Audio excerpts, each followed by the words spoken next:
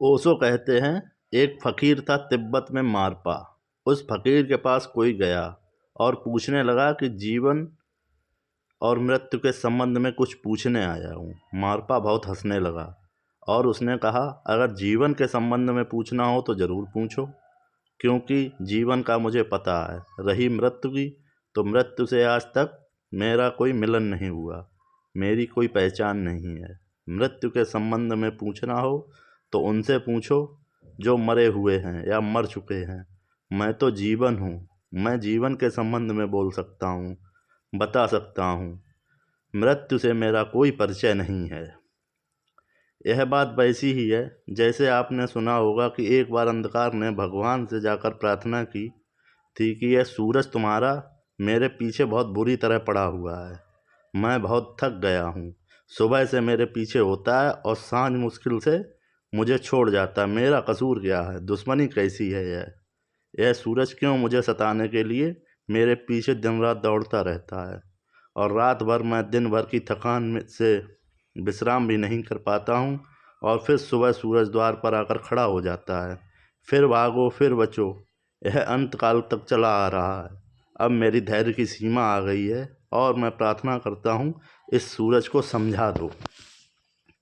सुनते हैं, भगवान ने सूरज को बुलाया और कहा कि तुम अंधेरे के पीछे क्यों पड़े हो? क्या बिगाड़ा है अंधेरे ने तुम्हारा? क्या है शत्रुता, क्या है शिकायत? सूरज कहने लगा, अंधेरा अनंत काल हो गया मुझे विश्व का भ्रमण करते हुए, लेकिन आज तक अंधेरे से मेरी कोई मुलाकात नहीं हुई। अंधेरे को मैं नहीं जानता। कहाँ है अंधेरा?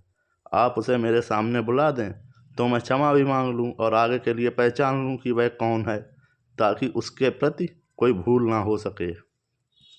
इस बात को हुए भी अनंत काल हो गए। भगवान की फाइल में यह बात वहीं की वहीं पड़ी है।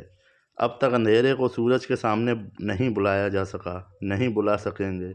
यह मामला हल नहीं होने का है। सूरज के सामने अंधकार कैसे बुलाया जा सकता है? अंधकार का कोई सत्ता ही नहीं है, कोई इंग्रेस्टेड नहीं है। अंधकार की कोई पॉजिटिव, कोई विधायक स्थिति नहीं है। अंधकार तो सिर्फ प्रकाश के अभाव का नाम है। वह तो प्रकाश की गैर मौजूदगी है, वह तो एब्सेंस है, वह तो अनुपस्थिति है। तो सूरज के सामने ही सूरज की अनुपस्थिति को कैसे बुलाया जा सकता है? नहीं, अंधकार को सूरज के सामने नहीं लाया जा सकता है। सूरज तो बहुत बड़ा है। एक छोटे से दिए के सामने भी अंधकार को लाना मुश्किल है। दिए के प्रकाश के अंधेरे में अंधकार का प्रवेश मुश्किल है। दिए के सामने मुठभेड़ मुश्किल है। प्रकाश है, वहाँ अंधकार कैसे आ सकता है? जीवन है जहाँ, वहाँ मृत्यु कैसे आ सकती है? या तो जीवन है ही नहीं और फिर मृत्यु नहीं है। दोनों बातें एक साथ नहीं हो सकती हैं। ओशो का पढ़ो कराओ, समझे?